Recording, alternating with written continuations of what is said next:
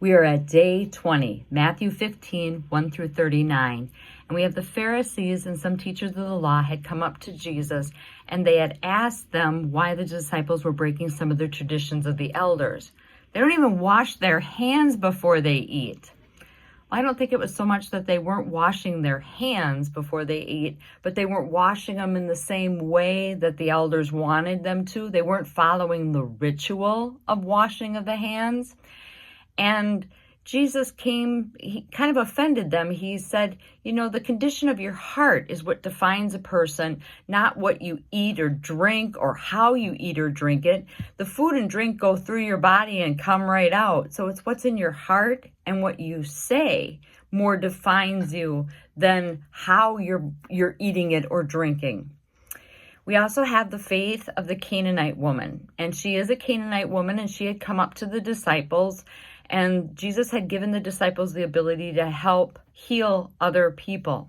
And she had wanted a demon being taken out of her daughter, and they asked, and she asked. And the disciples came up to Jesus and said, "Get rid of her. She's driving us crazy." And the lady came up to Jesus and knelt before him and said, "Lord, help me. Please get the demon out of my daughter." And at first he didn't. And she kept after him, and he was testing her. And faith tested, his faith answered. And the Lord said, "Woman, you have great faith, and your request is granted." And the demon was released from her daughter.